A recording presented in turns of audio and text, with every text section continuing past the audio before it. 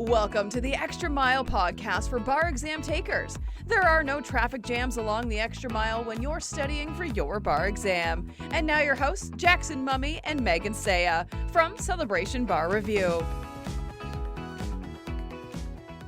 Hey everybody, welcome. The bar exams are over for July 2022, thank goodness. It sounds like it was a wild and crazy set of exams around the country, particularly with the UBE. There were a ton of topics being tested in the essay format. We'll have more to say about that. But for the next couple of weeks, Megan and I are going to take some time off to rest and recover and get ready for results from this exam and then the February 2023 bar exams. In the meantime, we've got some messages for you that we're going to be using in our podcast. And today, we're going to be using a classic video that I made and then remade a couple of years ago. It's called The Hero's Journey Part 2. And it's really appropriate for people as they're coming out of the bar exam, but also for those who are about to start their studies. And so we thought that this would be a message that you would find useful. So with that, we're going to jump into today's message. We are right in that weird period of time right now between the end of the bar exams and waiting for results to come out, which will start to happen in a few weeks. And while all of that's happening, of course, we're now just in the outskirts of preparation for the next exam. So certainly lots of people are beginning to gear up and start their studies there. So it's an interesting time. And as I was going back, I found a video that I really liked. We talked about the hero's journey from mythology. And I compared the hero's journey to going to the bar exam. And I talked about the return home after the heroes finished their conquest. And looking at that mythology and the steps of how a hero returns home and what they learn and what they do struck me as being very similar to what happens to bar exam takers. So in today's message, I'm going to update that story just a little bit to talk primarily to those of you that have just come out of your bar exams, but really it would apply to anyone coming out of a big test. And then to point towards the future. Where do you go with that? What do you do with it? What happens while you're waiting for your results? You might be saying the hero's journey, what's that all about? Actually, it comes from some information from a man by the name of Joseph Campbell. He wrote something about what was called the monomythology and the general hero's journey. All great hero stories basically have the same story arc. And in an earlier video, I talked about the first part of the arc leading up to the bar exam. And I encourage you to check that out, and we'll link to that. But one of the things that happens is that we know that there are really these two distinct groups of people that we're talking to. There are the people who've completed their bar exam, and then there are the people that are presumably going to be taking the bar exam. And as I said earlier, talking about the hero's journey really seems to be an appropriate discussion, not just for people as they're going into the exam, but for those of you who are getting ready for the exam, thinking about that process and what happens afterwards can also be very important. So I wanted today to talk a little bit about the rest of the hero's journey. Now, there were 12 steps in the hero's journey, and we're going to start actually with the reward. That's the 9th step out of the 12. So if you want to know what came before the reward, you got to go back to that earlier video. But the 9th step was called seizing the sword. And that's basically what we hoped you did during the bar exam. You overcome your greatest challenges, you transformed yourself as a stronger person, and hopefully you won the prize. Now, as we pivot towards the end of the hero's journey, if you think back to the movies that you watched as a kid that you loved, they were the ones with great heroes. For me, that's probably anything in the Star Wars verse, or The Wizard of Oz, or Indiana Jones. See, I'm really dating myself. But today, I think we could say any number of superhero movies. Now, these are classic stories, but the most classic, the classic of classics, of course, is Ulysses. And that's the basis for what Campbell talks about. When we look at the steps that Ulysses followed, what we're going to see is that there are a few additional steps to finish his journey, and those are the final remaining steps. So let's jump in, look at steps 10, 11, and 12 in the journey, and see how it applies to a bar student. Now, step number 9, as I said, was pulling the sword out of the stone. So you've taken the bar exam, you've pulled the sword out of the stone, you completed the exam, and you've left the exam site. And now we're in, as I said, that sort of weird waiting period when results have not yet come out. Well, you're now in what we would think of in the hero's journey as step 10, the road back. This is essentially what's called a reverse echo of an original call to adventure that started when the hero first had to cross their first challenge, their first threshold. For those of you that are just beginning your studies, you're ready to get to that first threshold. Choosing a bar review, doing your first bit of study, making a mind map, beginning to review or take sample questions, writing your first essay. Those are all examples of that first threshold. But now when we flip it, for those who are finishing, the hero is on their return home. And now the anticipation of danger that a new bar student, if you will, would be feeling is replaced with something else. In the hero's journey, sometimes we call that a claim, or it could be a vindication, or it could be called absolution, or even exoneration. I would say that the hero's journey for a bar taker and the road home is a little bit different in a sense. I think that many of you who've come back from your bar taking come back into the real world with some sense of vindication. And I hope that's what you've got. But along with that vindication, there's probably a sense of uncertainty. Perhaps there's some lack of clarity. Maybe you're not sure how your exam went and how you did. I think for most people, that's perfectly normal and natural. In other videos, I've talked about postmortems on the bar exam and how to evaluate what you've done and how you might have done. I think that in the first couple of days right after the exam, it was way too early to do that. But now as we're getting a little bit of distance from the exam, I think it's appropriate to start to reflect just a bit and to recognize that the feelings that you had leaving the exam site and then heading back home was definitely part of the road back. But your journey, as you're discovering right now, is not yet over. For some people, the anticipation perhaps was that they're going to take the exam and then it's all done. They just wipe their hands and they go, yep, out of here. I'm finished. And it's going to be all wiped out and they'll be done. But unfortunately, those people are often surprised. When the exam is over, the tendency is to think, if I'm done, I'm finished, cut it off completely. And it doesn't happen. And for most people, it doesn't happen. I'll just tell you, most people aren't able to flip the switch and turn it off. And that becomes a struggle. It can be very frustrating and it can be a bit unsettling. So if you are frustrated, if you're struggling right now, if you feel a little unsettled right now, that is all perfectly normal. The reality is that a hero typically needs one last big push back into the ordinary world. And in mythology, that moment of coming back into the ordinary world is a big step. It's a moment in which you have to choose sometimes between your own personal objective and that of a higher cause. Now, stay with me here. What I mean by that for some of you is that the return to normal, daily, non-bar study life will be very welcome. It'll be very normal. It'll be very easy. And you've perhaps already settled into that groove. But for many people right now, it's not so easy. It's tough to give up all the time and the investment that you made in preparing for the bar exam. As the test has gotten tougher over the years, people have invested more of themselves in it.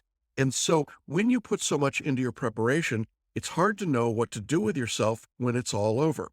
It causes a little bit of, and I'm not trying to diminish this in any way, but it's a bit like post-traumatic stress disorder, PTSD. For some people, there's a real struggle to acclimate themselves back into normal or regular life. Part of the challenge here is simply recognizing that you've just been on an amazing journey, no matter how you studied or what you did, but you are on a journey, hopefully, of discovery. And for some of you, it was an incredible amount of discovery. It was an opportunity to prove your worth and to show your ability.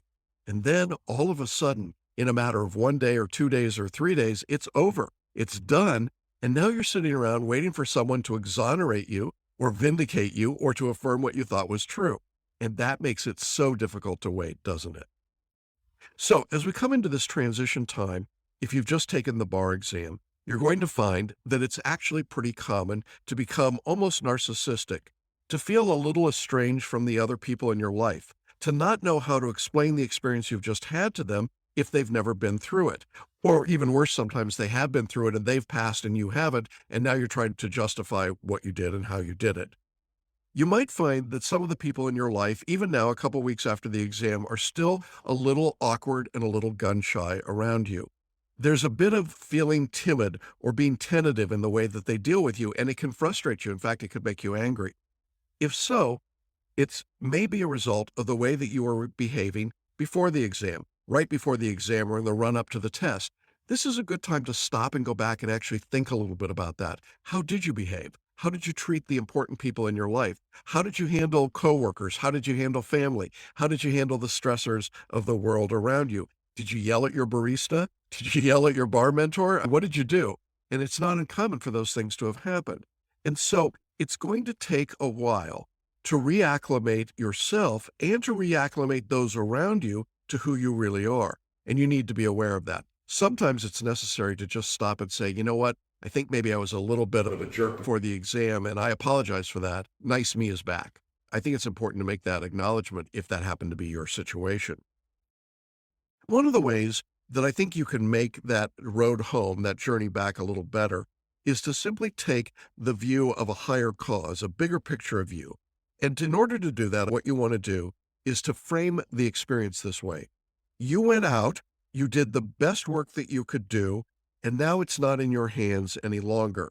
It is clearly not your decision to make whether you passed or failed the bar exam. That's obvious, but we somehow hold on to it as though it's still ours. It's totally up to the examiners.